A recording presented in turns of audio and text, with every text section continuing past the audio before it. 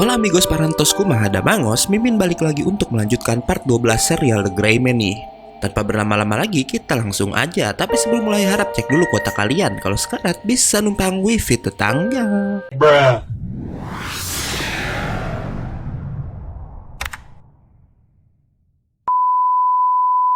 Karena kesadaran Luffy di part kemarin menghilang, ia yang berada di dunia nyata terlihat diam aja walau kekuatan inosen ular apinya terus aja keluar. Melihat Luffy bisa terbakar hangus oleh kekuatannya sendiri, Ellen pun memanggil pedangnya dan dengan kekuatan klon-klonnya langsung menuju Luffy.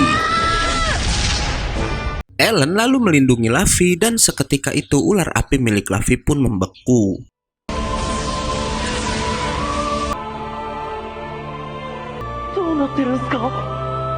Di scene selanjutnya, kita akan mendengar suara Camelot yang mengatakan jika Luffy udah menang dan sesuai janji maka Luffy bisa keluar dari dunia mimpinya. Sedangkan di dunia nyata, Camelot lalu terjatuh dengan sekujur tubuh yang gosong dan ujung pisau yang keluar dari tubuhnya. Tak lama Ellen pun muncul dan gak diduga Luffy juga udah kembali sadar dan menjadi Luffy yang biasanya. Tak lama terdengar tawa seorang wanita yang ternyata itu suara Camelot yang bisa kembali berdiri, tapi tak lama tiba-tiba aja tubuh Camelot pun hancur.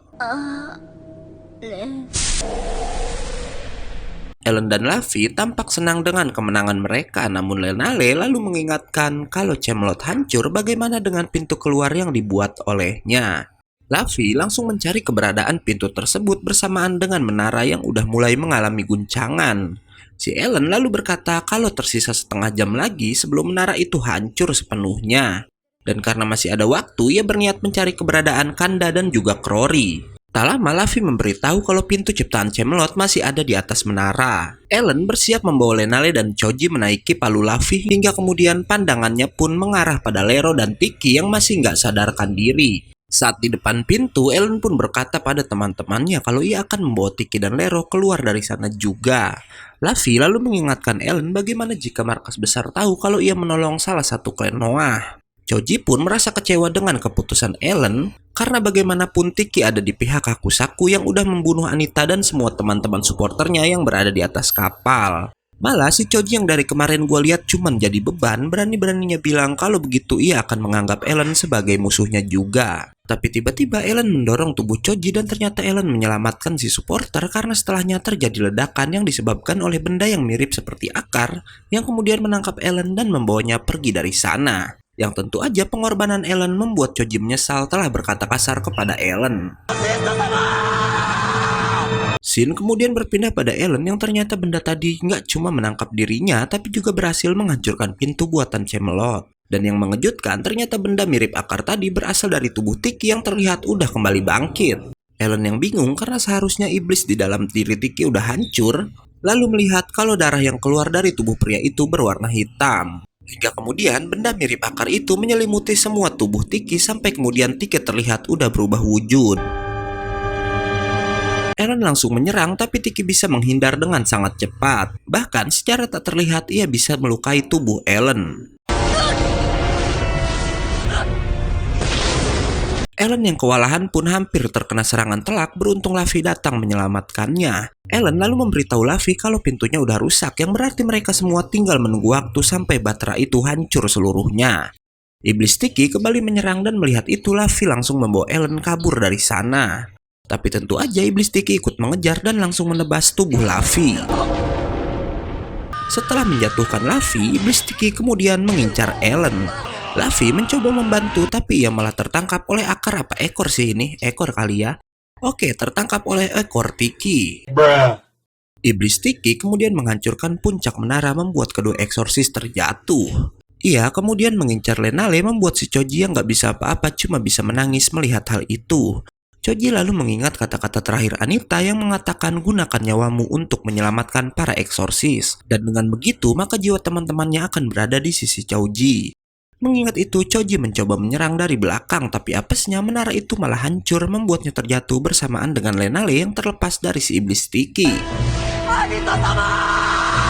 Tapi nggak diduga saat menara itu hancur sepenuhnya, si beban bisa menahannya membuat Lenale tersadar kalau Choji udah membangkitkan salah satu inosen. Yang ternyata inosen yang Choji bangkitkan berasal dari Theodol yang ada di luar bahtera. Bersamaan dengan itu, iblis Tiki kembali datang dan berusaha menyerang Choji, tapi ternyata Luffy dan Alan udah tersadar dan bisa menahan serangannya. Alan dan Luffy pun bekerja sama melawan Tiki, tapi walau berdua, para eksorsis ini bukanlah tandingan si iblis Tiki.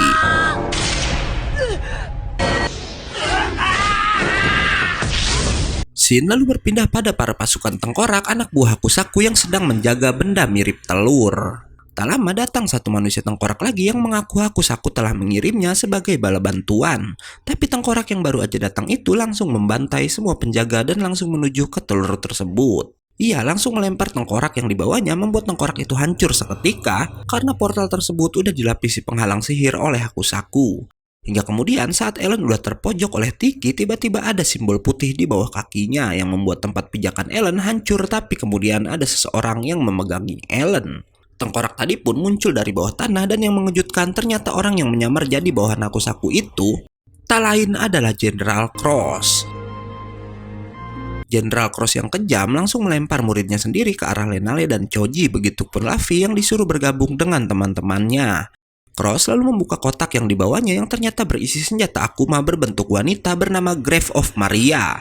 Di mana si Grave of Maria ini melalui nyanyiannya bisa membuat pelindung kuat yang membuat orang yang berada di dalam pelindung itu nggak terlihat oleh musuhnya. Tak hanya itu, General Cross juga mengeluarkan satu senjata Akuma lain berbentuk pistol bernama Judgment. Cross langsung menembakkan beberapa peluru ke arah Tiki, tapi Tiki bisa memuntahkan peluru-peluru Cross. Yang ternyata peluru itu seperti roket yang gak akan berhenti sebelum mengenai targetnya. Luffy yang bingung karena sang jenderal mempunyai dua senjata anti Akuma, lalu diberitahu Ellen kalau gurunya itu emang bisa menguasai dua inosen sekaligus. Bersamaan dengan itu, Bahtera pun hampir mencapai titik akhir penghancuran. Dan scene kembali lagi ke General Cross, di mana kita akan melihat tahu-tahu si iblis Tiki udah terkapar begitu aja. Tapi saat Cross akan membunuhnya, tiba-tiba Hakusaku datang dan membawa tubuh Tiki. Bersamaan dengan itu, Luffy dan Choji lalu terjatuh karena hancurnya Bahtera. Luffy mencoba memanjangkan palunya, tapi saat Ellen menangkap inosen milik Luffy itu, palu Luffy yang udah mencapai batas kekuatannya malah hancur, membuat Luffy terus terjatuh bersama Choji. Hingga tak lama, Lenale dan Ellen pun hampir terjatuh juga. Beruntung Ellen masih bisa menyelamatkan dirinya bersama Lenale. Kembali ke Cross yang berbincang dengan Hakusaku, di mana si Hakusaku ini masih sangat yakin kalau sang jenderal lah penerus si musisi. Ellen yang melihat Hakusaku pun langsung menyerang, dan di sini terlihat jika pedang milik Ellen sangat mirip dengan pedang yang Hakusaku bawa.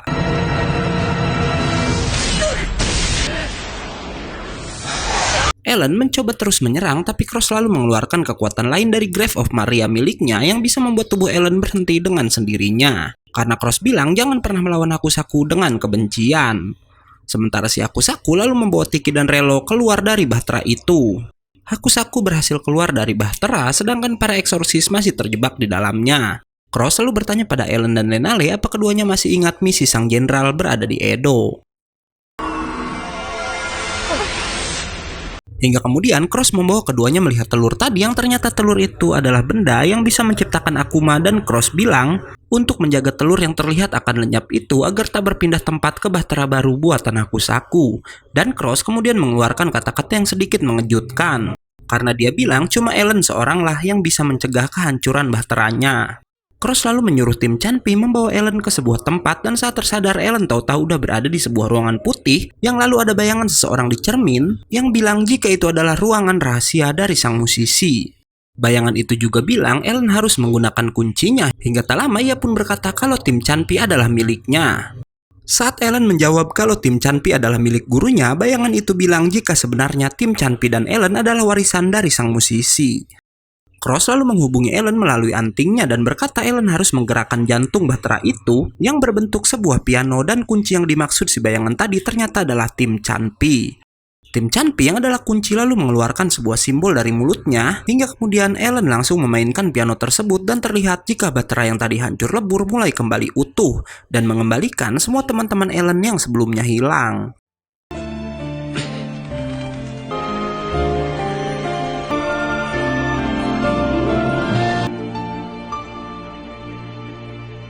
Bahkan pabrik Akuma yang tadi hampir aja berpindah ke Bahtera Baru buatan Hakusaku kembali utuh dan Cross sangat senang karena misinya berhasil. Ia lalu menyuruh Ellen membuka pintu menuju ke ruangan Ellen berada dan dengan menekan satu tuts di pianonya, Ellen bisa membuka pintunya. Saat Cross di dalam, tiba-tiba ada layar besar yang menayangkan teman-teman Ellen yang masih hidup dan sedang mencarinya di luar menara. Ellen langsung menemui mereka di luar dan kemudian bertanya pada Kanda tanda apa yang ada di dada kirinya, tapi Kanda nggak menjelaskan apa-apa pada Ellen. Ellen pun lalu mencari jalan keluar, tapi ia malah membuka pintu yang salah dan hampir aja terjatuh. Beruntung teman-temannya bisa menangkapnya. Choji yang menjadi orang paling atas kesulitan menarik mereka bertiga sekaligus, tapi kemudian inosennya masuk ke dalam bahtera yang membuat tenaga Choji auto jadi super duper kuat guys.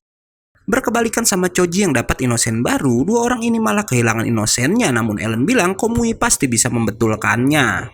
Shin lalu berpindah pada Crowry yang masih belum juga terbangun dari pingsannya. Jenderal Cross bilang Crowry harus segera mendapatkan perawatan. Tapi masalahnya mereka semua belum bisa keluar dari tempat itu. Lenale lalu bertanya sejak kapan Cross ada di dalam bahtera dan Cross bilang ia udah di sana sejak para eksorsis memulai pertarungan di lantai bawah. Selanjutnya Ellen kembali memainkan pianonya untuk membuka gerbang ke dunia nyata hingga mereka semua pun akhirnya bisa keluar dari dalam bahtera. Ellen yang udah bisa mengendalikan bahteranya lalu membawa semua orang kembali ke markas pusat. Bersamaan dengan itu, Miranda yang sejak awal melindungi teman-temannya menggunakan inosen akhirnya menonaktifkan kekuatannya, membuat luka semua temannya muncul kembali. Mereka pun langsung ditangani oleh tim medis di markas pusat.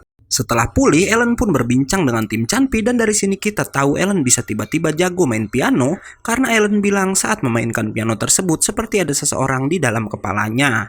Dan lagi simbol dari kunci tim Chanpi sama dengan simbol yang sering Ellen buat dengan mana sewaktu ia masih kecil. Tanpa Ellen sadari ternyata ada orang lain yang sedang memperhatikannya. Shin lalu pindah ke bahtera baru milik Hakusaku di mana Lulubelle bilang kalau mereka udah kalah karena pabrik Akuma belum sempat ditransfer sepenuhnya. Dan dengan itu juga bahtera baru yang emang dari awal dibuat dengan cara memindahkan semua yang ada di dalam bahtera lama ke bahtera baru ikut hancur karena Ellen bisa mempertahankan bahtera lamanya dan part 12 pun selesai.